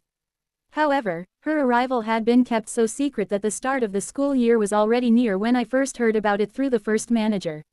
Even I, who was relatively close to the Mage Duchess, only found out at the last minute. So, it was no wonder the mages spread across the continent were equally in the dark. I had assumed that the rush of new applicants eager to see the Mage Duchess wouldn't happen until next year at the earliest, but I was mistaken. I had underestimated both the network of the Magic Tower and the sheer frenzy of the magic community. If I were a mage, could I have predicted this outcome? At least we were lucky. Most of the applicants who tried to enroll were over the age limit, so it was easy to reject them. Thank goodness there are no late-blooming students at the academy. His genuine relief made my hands tremble instinctively. I knew mages were eccentric, but had so many applications come in that they were willing to ignore age limits. That meant it wasn't just mages in their 20s and 30s, there could have been elders with snowy white beards applying, too. Sensing my unease, the foreign minister added quietly. Even the principal of Ernesto Academy submitted an application. For the sake of his dignity, we classified it as a top-secret document. Keep it to yourself. Ernesto was the great mage who played a pivotal role in founding the United Kingdom of Yuban. His name was attached to the most prestigious educational institution in Yuban, Ernesto Academy. This is crazy. So this was what happened when mages became overly excited. So now we had royalty and students from the 3 different kingdoms flocking to build connections with the future saint, mages from across the continent drawn by the legend of the Mage Duchess, and to top it off, foreign students who happened to also be mages, on the verge of fainting from excitement. Wow, over 30% of this year's students are foreigners. Altogether, foreign students made up more than a third of the incoming students, a record-breaking number, one that lived up to the hype. That's wild. Normally, even 3% is considered a lot already. I wanted to grab the first manager's chattering lips as she skimmed the documents sent from the Ministry of Foreign Affairs, but I didn't have the energy. All I could do was stare blankly at the ceiling and collect my thoughts. I cursed the heavens. Managing a simple pastry club had been hard enough, but now I also had to deal with a flood of foreign students, each likely to form factions based on their nationality. If it were just a matter of factions, I wouldn't care. But of course, those factions would inevitably revolve around influential figures like Rudy's or Lather, meaning they'd fall under my jurisdiction as well. And the mages who came just to see the Mage Duchess. Don't even get me started. The Minister of Foreign Affairs hadn't mentioned it, but I knew the truth. The Mage Duchess didn't come to the academy for the students, she came to see me. If a conflict broke out due to the influx of mages, it would morally fall on me to clean up the mess. Maybe I should have tried to stop this. That thought crossed my mind belatedly. There was no stopping the foreign students unless we expelled them all, but maybe I could have found a way to prevent the Mage Duchess from coming. Should I have tried harder to prevent this disaster? I was always so envious of those students. They get to spend time with you while I rarely got to see you even when you were in the capital. But then, I remembered how genuinely happy the Mage Duchess had sounded when she said that. Any lingering doubts faded quickly at that. Yeah, it'd be better if I suffered a little. The guilt would have driven me crazy if I tried to stop the Mage Duchess and I saw her looking sad and disappointed. The mages should be easier to manage. I should think positively. No matter how eccentric mages were, they wouldn't dare cause trouble in front of someone as revered as the Mage Duchess. And they definitely wouldn't ignore me, the Mage Duchess's future spouse. If they did, I wouldn't hesitate to report them directly to the Mage Duchess, even if it was a bit petty. Excuse me, Executive Manager. What? While I was busy steeling myself for such petty resolve, I felt the first manager's tap on my shoulder. If the number of students increases, then maybe we should also increase the number of inspec. I grabbed her lips before she could finish. I didn't need to hear the rest to know where this was going. There's only ever been one inspector, regardless of how many students there are. She was clearly trying to worm her way into becoming an inspector now that the academy's situation had drastically changed. But no, absolutely not. The fact that I was even an inspector was already a bit of a stretch, and now she wanted to add more. There was no precedent, and certainly no justification for that. It'd be somewhat understandable if the executive manager of the prosecutor's office wanted to take on the role himself, but suddenly multiplying the number of inspectors. That'd just be asking for trouble. It'd be honestly nice to have extra hands, but we would end up creating even more problems if we broke the protocol now. It would be one of those rare situations where adding more people would somehow make things worse. We'll just have to work hard with the people we have. I sighed, pulling the still struggling the first manager onto my lap. If we couldn't add anyone, then the current team would just have to grit their teeth and power through. Me, the principal, the vice principal, and Sir VR. I felt a pang of sympathy when I thought of Sir VR. None of the four of us had it easy, but his situation seemed particularly unfortunate. He probably left his hometown with excitement, but now he was dealing with not only Rudies but also other nobles tagging along. He must be on the verge of biting his tongue. On top of that, Sir VR wasn't just responsible for Armine, he represented all three countries. That meant triple the challenges and triple the stress. I should get him a gift. Maybe some health supplements or something to help him stay healthy for a long time would do. We only had 4 people handling this crisis, and it'd be a disaster if even one of us collapsed. If anyone went down, I wouldn't hesitate to make a run for it without looking back. Damn it, couldn't Enon just send me at least one reliable person? I swear, I'd treat them really well. Chapter 288. Found my manpower. 1. By late February, it was time to return to the academy and start preparing for the opening ceremony, which doubled as the entrance ceremony. Initially, I had planned to travel with the Mage Duchess, but she had a lot to take care of since it was the first time she'd be away from the magic tower for an extended period. She said she'd teleport in on the day of the ceremony, so I decided to leave first. Can't you take me with you? I don't want to be separated from my siblings.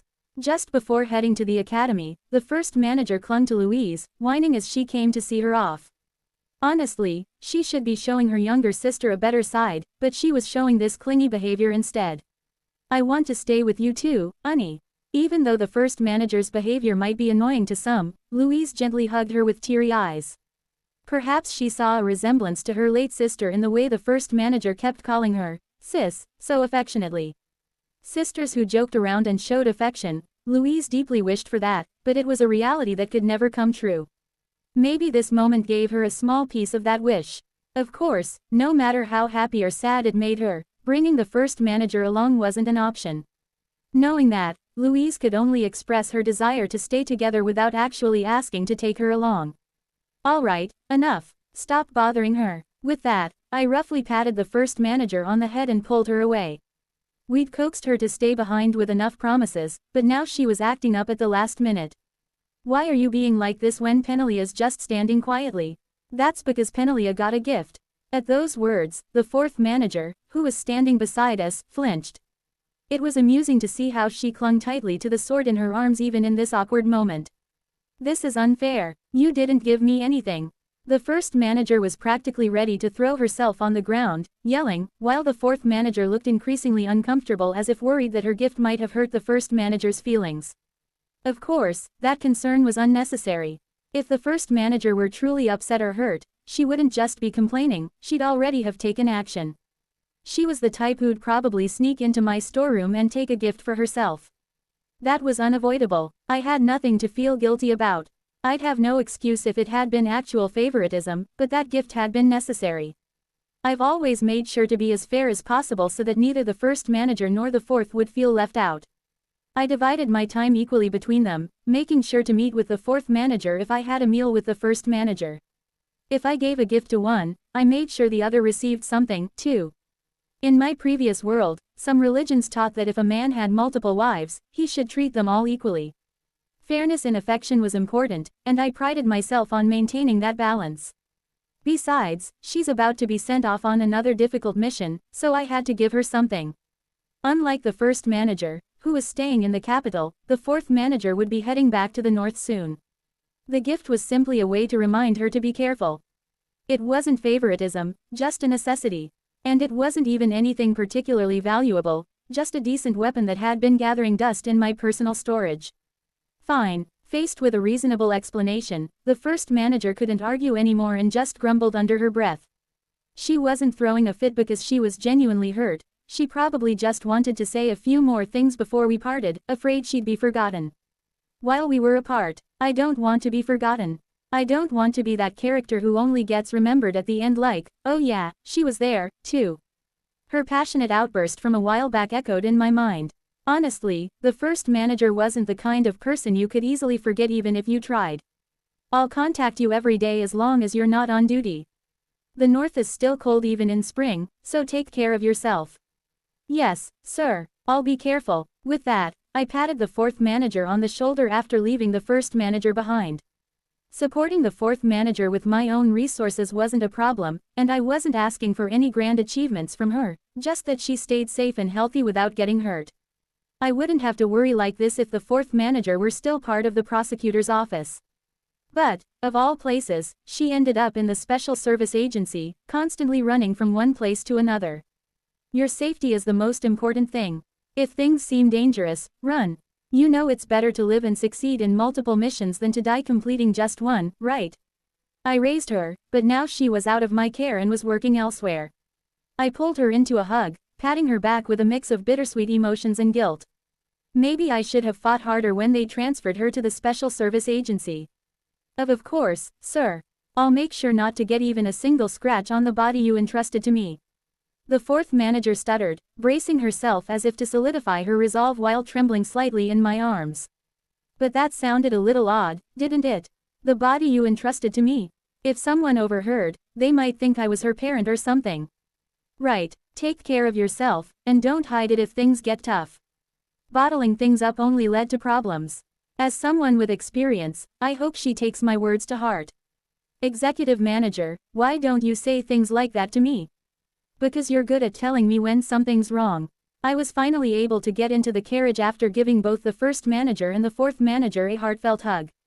Do you think it's too cruel to make them wait until summer vacation? I'll try to show my face a few times before the vacation. Margetta asked softly, smiling as she joined me in the carriage. It seemed she also felt bad for the two managers who couldn't come to the academy. Since teleporting between the capital and the academy didn't take long, I should ask the Mage Duchess to help out with that if her time allowed. The carriage journey was peaceful and passed without a single incident. That peace, though, felt like it was just the calm before the storm. It's been a while, Principal. Have you been well? I'm managing just fine as long as my body holds up.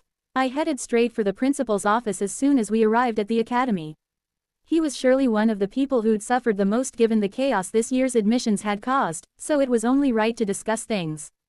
In truth, the crisis had already begun, and with no way to send either the royals or the Mage Duchess away, this was less of a discussion and more of a mutual commiseration. I find myself laughing non-stop these days. Students are pouring in from all over the continent seeking knowledge. As the principal, how could I not be delighted? The principal laughed as if to demonstrate his words. But it was a hollow laugh, one tinged with resignation and unease. It lingered in the air, tugging at my sympathy and stirring a bit of guilt. Moreover, this old man, who had nothing left but to wait for death, has now received a precious opportunity to learn in his twilight years.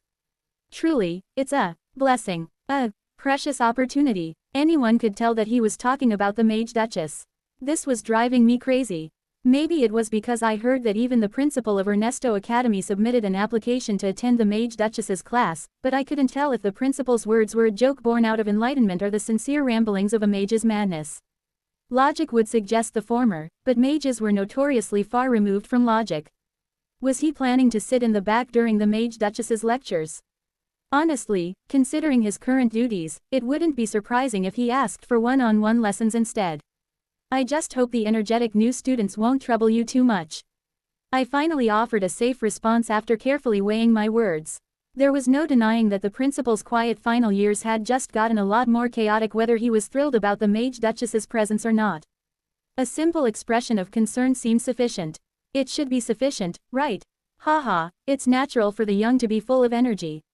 I've gotten used to it by now. As soon as the principal said he was used to it, images of my club members flashed through my mind. I guess he'd already had his fair share of chaotic experiences for what was coming. But interestingly, while he said he was used to it, he didn't quite say he was okay with it. That must be the last shred of his conscience and rationality speaking. It's a shame that some of the students might find life in the Empire unfamiliar, but fortunately, we have someone who can look after them. It puts my mind at ease. Yes, I feel the same way, I responded, nodding quickly. On the surface, his comment sounded like concern for the incoming foreign students, but the real message was clear: let's leave the foreign students to Servier. It was a subtle proposal, since the Imperial Inspector would be watching over the royals and future saints while the principal was overseeing the academy. It made sense for Servier to take care of the foreign students. And from my perspective, there was no reason to oppose such a proposal. After all, it made perfect sense. Having a foreigner like Servier handle the foreign students would make them feel more at ease compared to being managed by an imperial civil servant. I had no objections to the idea. The mages are my responsibility. Of course, just because I was handing the foreign students off to Servier didn't mean I could slack off. If he was in charge of foreign students because of his background, then I was naturally responsible for the mages as the future husband of the Mage Duchess. If we were dividing the burdens, then it was only fair we each take one. So, with Servier absent, we finished sorting out our respective duties. Oh, by the way, Executive Manager. The palace mentioned something unusual recently. The palace, you say? The unexpected statement made me pause, retracting my hand from the teacup. I would have assumed it was related to the current situation if it had been the Ministry of Foreign Affairs or the Ministry of Education. But the Imperial Palace, they shouldn't have any direct involvement in this matter. The large influx of foreign students alone wouldn't be enough to trigger the palace's interest. If they were going to react to academy admissions, they would have done so when Rudes, Lather, or Tannion enrolled. After all, a single royal student was far more significant than 20 or 30 noble students. Yes, His Highness the Third Prince said not to worry if the esteemed guests and future leaders find themselves confused or unsettled. After all, he is both a student and a livnoman. The corners of my mouth twitched instinctively at the words. Of course, it was only natural. After making a grand appearance at the New Year's ball and restoring his position as a proper member of the imperial family, Ainter was back in full force. And according to the livnoman tradition of never letting imperials idle away in luxury, Ainter was clearly being put to work. Finally, some manpower. I was genuinely moved. I could accomplish so much more with just one extra pair of hands, and it wasn't just any additional help. This was an imperial laborer and a legitimate one at that. In a situation where even getting a commoner to help would be a blessing, having an imperial as a worker, I'd be sure to treat him well. Ainter wouldn't be touching the ground anymore, he'd be riding on my back for the foreseeable future. Thank you for granting me such top-tier labor, Your Highness. I'll make sure to use it wisely. Chapter 289.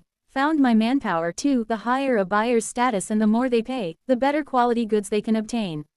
That was basic market logic that didn't even need to be explained. Therefore, the carriages owned by the Crossius family boasted an impeccable quality, second only to those made for the imperial family.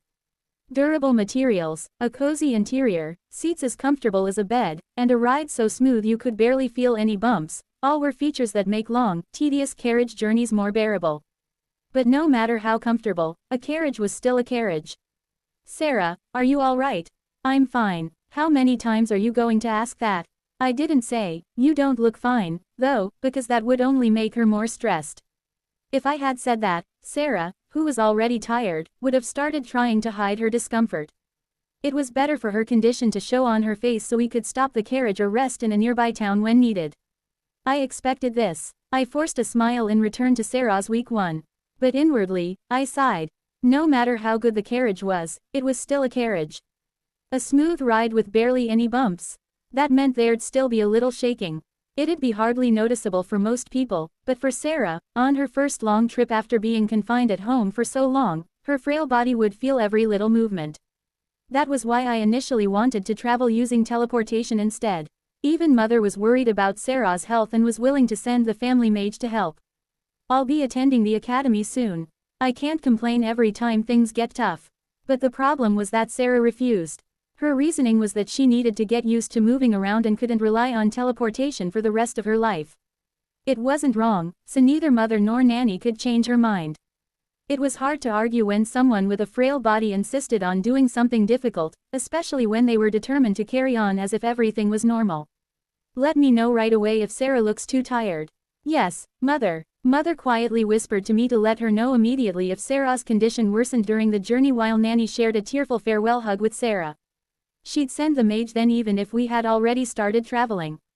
I've lost count of how many times I've fiddled with the communication crystal ever since we left the territory. My heart sank every time Sarah swayed from the carriage's movements or every time she so much as sneezed. The temptation to just call the mage and make the journey easier was constantly tugging at me. But, of course, doing that would only earn Sarah's resentment. She could be strangely stubborn. Hey, Eric, Sarah, who had just stifled a small yawn, perhaps from nausea, cautiously spoke up. Could this be it? Was she finally going to ask for the mage? Was my chance to escape this uncomfortable situation finally here? If you're that worried about me, can you lend me your shoulder? Apparently not. I quietly adjusted my posture. It seemed like she just wanted to rest her head on my shoulder, which I was more than willing to offer. If she had asked for teleportation though, I'd have gladly arranged that instead. Sarah smiled faintly and rested her head against my shoulder as soon as I repositioned myself to make it easier for her. Honestly, the carriage was spacious enough that lying down would probably be more effective if she was sleepy. This is warm, is it? That's good. If warmth made her feel better, then I couldn't argue with that. For someone unwell, regulating their body temperature was important. But you said just my shoulder. The only downside was that as Sarah slept, her head slid down from my shoulder to my lap. Because of that, I couldn't get up until she woke up. Perhaps it was the price I paid for sacrificing my lap, but we managed to reach the academy without needing to summon the mage. Although I spent the whole journey anxiously wondering when I'd have to call for help, Sarah arrived in good health in the end. I suppose I should just be glad about that. As we rode along the main road leading from the front gate to the dormitories, a particularly striking carriage caught my eye. It was larger and more luxurious than the others, bearing the unmistakable crest of the royal family of Robins. Rudy's. It was obvious to anyone that this was Rudis's carriage. It would be strange if someone else were riding in such an extravagant vehicle. Soon, one of the knights escorting the carriage approached and started chatting with our family's knights. Young master. Not long after, a small window on the door of Rudis's carriage opened, and the knight leaned out to speak. Prince Rudis has asked if you could meet him at the club room later if you're free. He says it's been a while and would like to catch up. It wasn't a bad offer.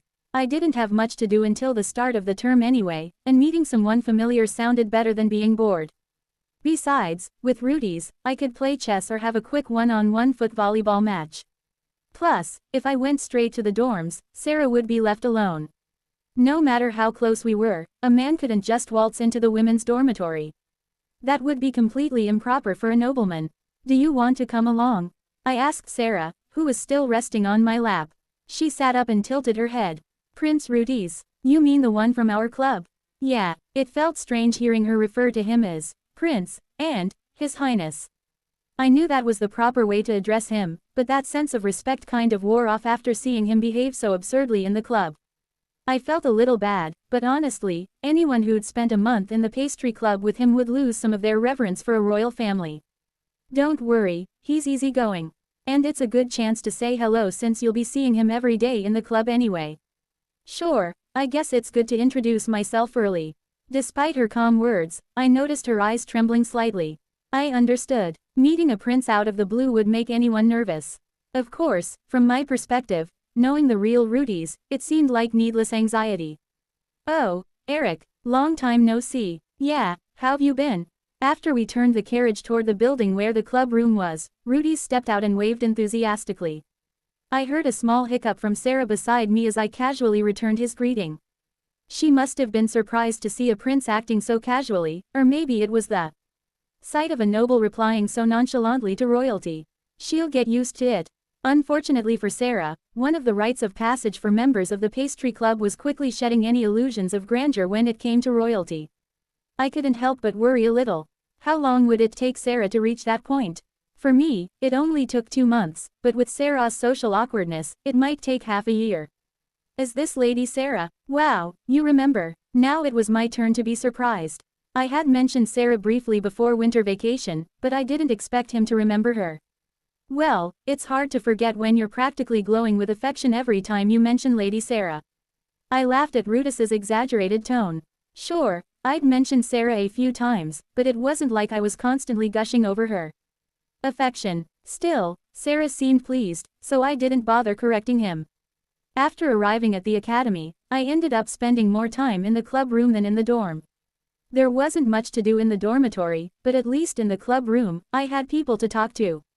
Margetta was busy as the president of the student council, but Louise and Irina often stopped by, and Louise would even make some snacks if I got hungry. Overall, it was a pretty nice way to relax. That was, until he showed up. "Ah, so you're here too, advisor." Things had been going great until I saw him. Damn it, seeing Rudy's again made me realize that the vacation was officially over. The new semester had started, and I was back to work. "You here too? Haha, there's nothing to do in the dorms, right?" I felt a bit embarrassed to realize that we were thinking the exact same thing. Why did we have to be on the same wavelength at times like this? As Rudy's laughed, Eric and Sarah entered the room as well. I didn't expect them to arrive at the same time, maybe they ran into each other on the way here. "She's really here." Seeing Sarah at the academy felt surreal. She had always been confined to her bed, but now here she was, holding Eric's hand. Part of me wondered if she was pushing herself too hard, but considering the toll a long carriage journey could take on anyone, it was understandable. Even healthy people get motion sickness after traveling for too long, how much worse must it have been for Sarah? "Hello, Opa." Noticing my gaze, Sarah bowed her head politely. She didn't look sick upon closer inspection, just tired from the journey. "Welcome." Eric didn't pull anything funny, did he? "Hey, why is this about me all of a sudden?" I teased him, and Eric, taken aback, responded with a puzzled expression. "Foo-foo, no, there's nothing like that." Thanks to Eric, I was able to sleep comfortably. At that, every eye in the room turned toward Eric. Me, Louise, Irina, and even Rudy's. I knew exactly why. Sarah's words were deliberately vague, triggering the wrong kind of thoughts. Of course, I knew Eric wasn't the type to suddenly get overly bold. Still, instincts tend to kick in faster than logic, so it was hard not to react. "She means she used my lap as a pillow." "Ah, as expected. Sorry for doubting you just a little bit." Sarah seemed interested in what Louise was doing as she watched her knead the dough with great focus. She approached, quietly observing, and the two started chatting, likely because they had already met back at the territory.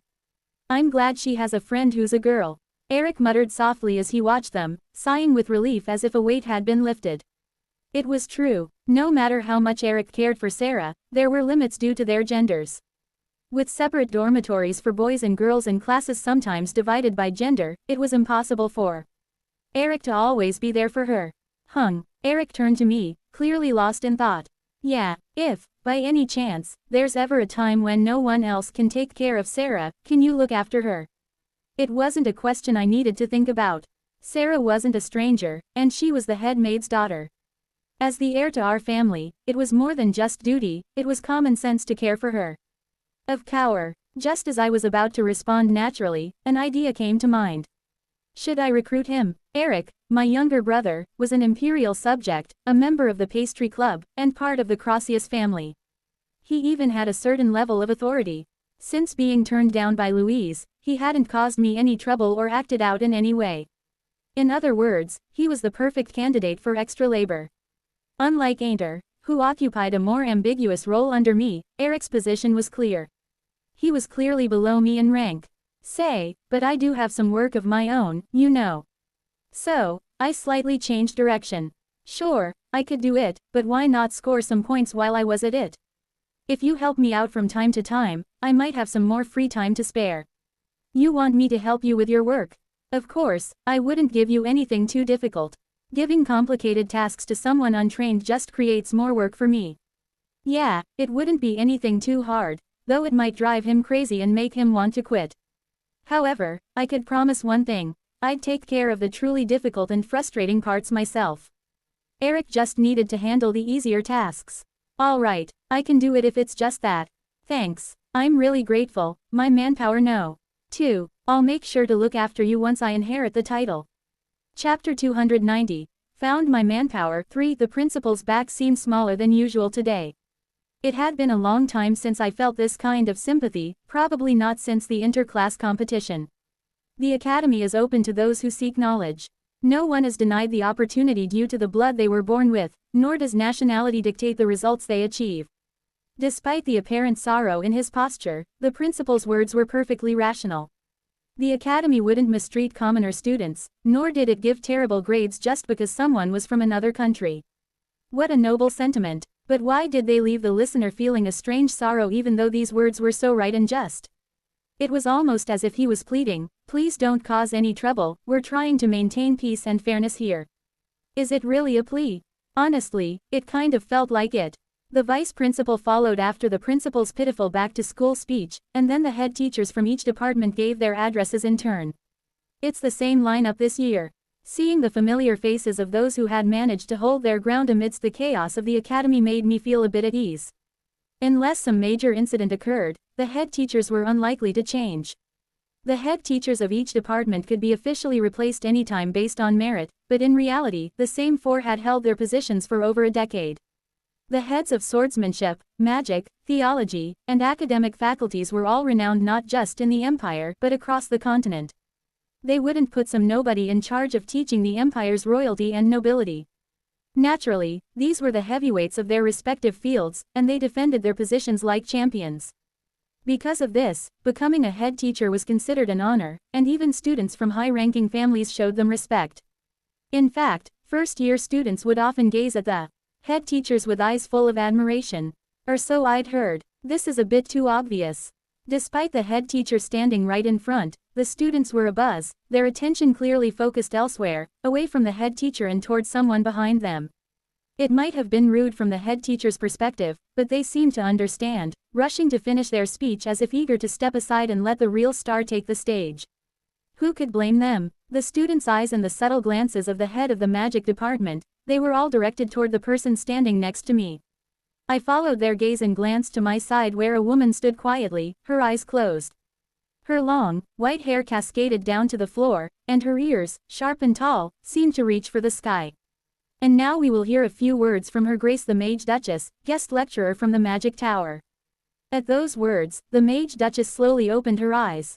The head teacher of the magic department. A defending champion for over a decade. Who cared about them when a living legend, a figure synonymous with the field itself, was standing here? The magic department head had practically bowed to the ground the moment the Mage Duchess teleported in. Watching a seasoned elder do that was almost painful to witness. Just say whatever you want. They'll love it no matter what. Fufu, thanks for the advice. I offered the Mage Duchess a bit of encouragement before she approached the podium, and she gave me a soft smile. Truth be told, I was a little worried. The Mage Duchess was a recluse who rarely left the magic tower, and she'd never given a public speech before. What if she said something so cryptic that the students ended up confused, or worse, what if she wrapped up the speech before the applause even started? Of course, given her reputation, they'd probably still cheer even if she cursed them out. As expected, the Mage Duchess's speech ended with thunderous applause. The students' reactions were akin to aspiring pirates hearing rumors of a hidden treasure trove. Feel free to ask anything during class. I'll teach you everything I know, but it's up to you to put in the effort to master it. Of course, the catch was that this statement was as monumental as finding the One Piece itself. No sane mage would be able to remain calm when the Mage Duchess declared, I'll teach you everything I know. If you couldn't improve with the continent's greatest mage as your teacher, then it meant that your talent had hit rock bottom and it was probably time to give up on the path of magic altogether. And so, the magic students went into a frenzy, including even those not practicing magic, as they became swept up in the Mage Duchess's reputation. They all cheered and applauded until the opening ceremony concluded. "Baby, let's go." I felt a bit puzzled as the Mage Duchess quietly approached me and took my hand. I was free to head to the club room, but didn't she have a class to teach? Was she really going to skip teaching on the very first day? "What about your class?" "My class isn't until the 4th period, so it's fine." "Fair enough. It would be strange for one guest lecturer to be responsible for all the classes. They probably would have worked her to the bone if she had just a middling reputation, but who could possibly overwork someone who outranked even the principal?" "I'd like to see the club room. I've heard about it and want to see it for myself." "Understood." I couldn't help but smile at the sight of her eager, sparkling eyes. The club room was just a nice, clean space, but to the Mage Duchess, it must have been like stepping into a dream, especially since it was the place where I spent more than half my day. To her, it must have seemed like some sort of utopia. It had been a while since my heart raced like this, probably not since Louise rejected me. It was a sad analogy, but it was true. The Mage Duchess. The Mage Duchess's presence still felt vivid in my mind even though the opening ceremony was already over and we'd left the auditorium. Her voice seemed to linger in my ears. Who could have predicted this? Who would have thought something like this would happen before winter vacation, and before I returned to my homeland? The Mage Duchess is an instructor. My hands started trembling. I tried to hold myself together to maintain the dignity of a royal, but even that couldn't overcome the raw instincts of a mage. Last year, I was content just learning from a regular magic tower lecturer. After all, it was the magic of the Empire, carefully structured and perfectly organized magic. Receiving instruction from even a regular magic tower mage was enough to advance my skills. And indeed, I made significant progress. But this time, it was the Mage Duchess herself. The pinnacle of all magic across the continent, the symbol of our era's magical world, had come to teach us. This is a once-in-a-lifetime opportunity. Yes, this was truly a stroke of luck I'd never have again even if I were reborn. For a mage, it was a greater fortune than being born into royalty. The Mage Duchess was like a king to us, no, more than a king. In terms of reverence, she was practically a deity. "Feel free to ask anything during class. I'll teach you everything I know, but it's up to you to put in the effort to master it." As her words replayed in my mind, my heart, which had briefly calmed, started pounding again. The fact that we could ask the Mage Duchess anything during class put me in a privileged position compared to other students. Of course, I didn't intend to use my royal status for special treatment. After all, a prince was nothing compared to a duke in the Empire, so it wasn't like I could rely on my title to cozy up to the Mage Duchess. But there was one thing I could count on: the fact that the Mage Duchess's fiancé was the advisor of our pastry club and that her only apprentice, Louise, was a member of the same club. Having even a faint connection was worlds apart from having none at all. And being the acquaintance of both her future spouse and only disciple. That was far more than just a faint connection. But I can't just rely on that alone. However, I couldn't rely solely on personal connections to ask for unreasonable favors. The advisor, who happened to be the Mage Duchess's future spouse. I already owed him a huge debt last year during the first semester. And Louise, honestly, she'd probably help if I asked, but it would be out of guilt for rejecting me. She'd likely go above and beyond, which would just make me feel guilty in return. I need to offer something in return. Excluding Louise, who might overextend herself, that left only the advisor. But what could I offer him in exchange for asking a favor? A transaction was only possible if the other person lacked something. This is complicated. What cards do I have? What can I offer the advisor in exchange for the chance to see the Mage Duchess outside of class? At the very least, I needed to give the advisor something he wanted in order to get what I wanted. "Your Highness Lather." I snapped back to reality. Being lost in thought and not hearing someone call me from right beside me was embarrassing. "Just call me Senior, at the academy." "Oh, yes, Senior Lather." I quickly composed myself and turned toward the voice. It was a familiar face. It was Rachel Sorda, a freshman from the United Kingdom of Euban. She initially enrolled in the academy because of her connection with me, but she became completely obsessed once she heard about the Mage Duchess's arrival. "What is it?" Recognizing her face made me even more embarrassed. I'd zoned out in front of someone I knew well. Luckily, Rachel didn't seem to mind much as she spoke up without hesitation. Senior, you're in the pastry club, right? Yes, that's right. There was no need to hide it, so I answered casually. Then, I noticed a faint gleam of excitement in Rachel's eyes. When does the club recruitment period start? At her words, I immediately understood her intention. The rumor about the Mage Duchess's fiancé being the club's advisor had spread far and wide. So, her interest in joining the pastry club wasn't surprising. She, like me, probably wanted to use personal connections to her advantage. The determination of mages never ceased to amaze me. They were always quick to think of how to benefit. Mages, determination. I paused, letting my thoughts shift in a new direction. There were countless magic students who were all eager to get close to the Mage Duchess, and there was also the well-known fact about the pastry club's advisor. Naturally, the club would be flooded with membership applications. And the advisor, he'd be bombarded with requests. I realized I had a card to play. I can control the chaos for him. I could manage the wave of magic students trying to use the advisor as a stepping stone and block unnecessary club applications. In return, he would avoid the hassle and enjoy some peace of mind. And in exchange, I could quietly ask him for a favor. Knowing his personality, he wouldn't refuse me outright. This could work. Thanks to Rachel, I'd found the perfect card to play.